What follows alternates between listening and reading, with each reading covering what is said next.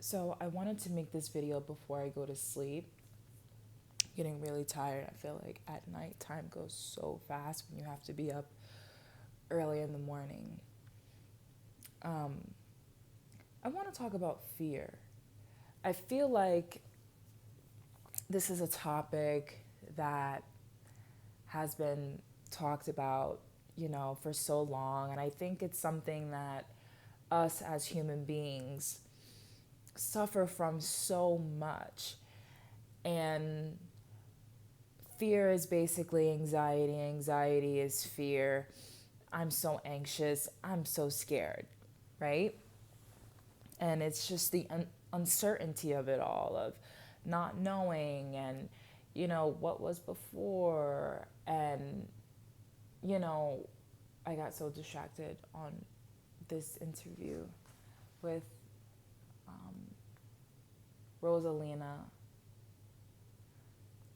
But she, back to what I was saying. So I realized that I was living in a constant state of anxiety and the other day of fear. And the other day I was like, no more. I'm done with this. No more. No more. Right? And obviously it's not that simple. Obviously, you can say no more, but then the next day you're like, oh my God, is it all going to fall apart? You know what I mean? So I just use different things to try to ground myself out of these feelings and try to gain a better understanding of what was going on. And I realized that, that's the beauty of writing, because you can see patterns, right? Like last week, I had anxious circled, right? And then this week, anxious circled. And I hate being in that state of just being fearful. I remember when I was younger, I bought this book called Fear as Fuel, right? And they broke it down like, we are human beings. Human beings are basically, mammals. We are some form of an animal, and we have certain things for certain reasons. And we have adrenaline, and that adrenaline is what feeds, the greatest discoveries, like the Wright brothers with the airplane and things like that. Today I don't agree. Like, yeah, of course, that's true, but I also think that adrenaline and fear has a place. Nothing's trying to take my head off right now. You know what I mean? Nothing's trying to take your head off right now. So, but that's what it feels like. And that's so there's a place. And I feel that, well, I discovered that. I observed that. Sometimes we're just afraid of the idea, with the idea of fear, and not even fear itself. So that sounds like a lot of mumbo jumbo, but I'm going to explain it to you. So today I watched Observing the Root of Fear by Krishnamurti. It's like a 10-minute video.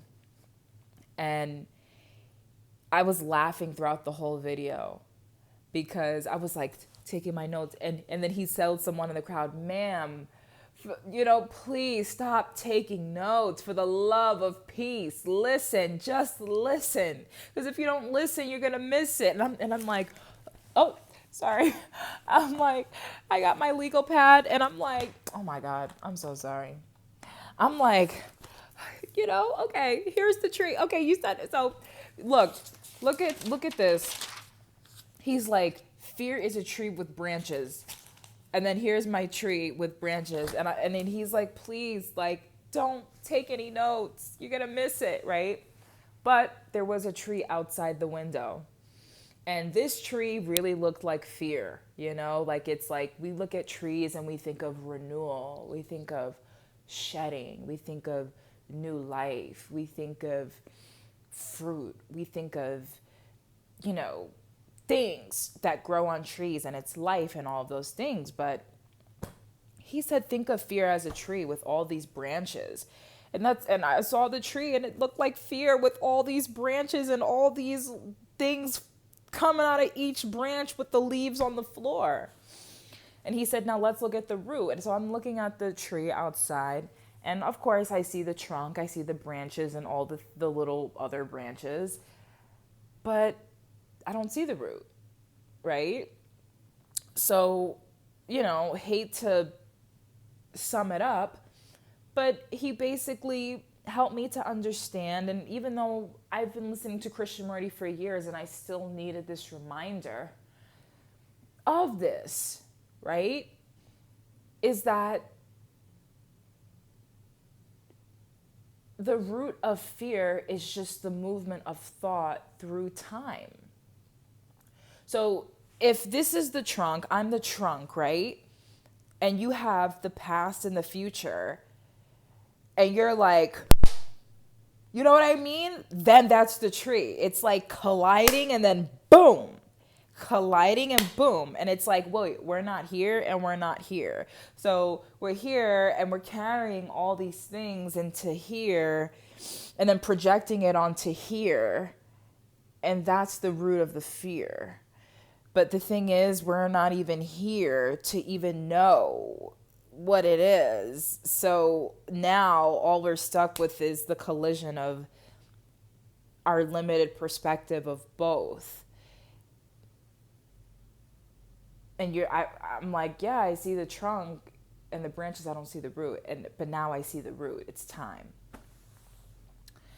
And, I remember I wrote this poem about time. Ooh, it was pretty intense. But, I still need those reminders. And so just to keep it really short, one of my favorite scriptures that I looked up was 2 Timothy chapter 1, verse 7. And it was Paul writing to Timothy and basically telling him, like, listen, you got to do what God is calling you to do and you're okay. You know what I mean? He said, we were not given the spirit of fear. We were given the spirit of power, love, and a sound mind. So remember that.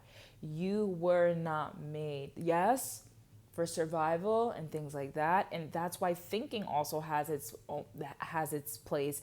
Thought has its place and things like that. But you also see what thought does. We're taught to think. But thinking is literally what's making us sick. And maybe you'll come to it later, but hopefully you come to it and don't, take it like that. But yes, once you observe it for yourself, you'll see, because this fear is leading us into darkness and isolation and withdrawal and retreating. And that's literally true. This is all the things that Krishnamurti said today. And I laughed because it was all true. I did start retreating. I did start withdrawing. I did start isolating myself. I did start doing all these things. And I'm like, no. Like, based off of what I think and this and that. And it's all this limited anyway. It's like, ugh, it makes you sick and it makes you frightened. And we're not supposed to live this way. It stifles so much of, like, we are an expression of God. So if we're stifling ourselves with a spirit that wasn't even given to us, which is fear, how could it express itself? You know what I mean? And so psychologically, we have to free ourselves. And I was listening to this chant from this choir that I screen recorded like a couple months ago. And they were singing, "We bless your name" over and over and over, but they sounded like angels in heaven. Like, that's literally why I screen recorded the video, because they just sounded like this is what heaven sounds like, right? And they were just saying, "We bless your name, we bless your name, we bless your name." And the whole time I'm looking at these grand still beautiful mountains. And I told myself, I said, the same thing, the same God and the same creator that made those mountains is the same God and creator that made me. And that's who I belong to. I belong to the same thing that created those mountains. I belong to the same God. And that's who I belong to. I don't belong to any fear. I don't belong to anything that causes me any fear. I don't belong to any person. I don't belong to any corporation. I don't belong to any of those things. I belong to God. That is who I belong to, and that's who I came from, and that's who I'm going to return to. And I have to remind myself of that. The same God that made those mountains is the same God that made you. And that's who you belong to. So again, you were not given the spirit of fear, but the spirit of power, courage, strength, love, compassion, care, and a sound mind that gives you clarity and steadiness. When I'm rushing and anxious and that's when I make the most mistakes.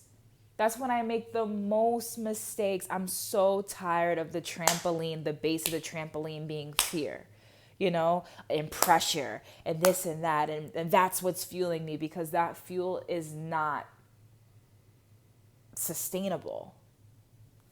It's not sustainable, So I'm going to continue to ground myself in the Word of God. I'm going to continue to ground myself in nature and continue to ground myself with,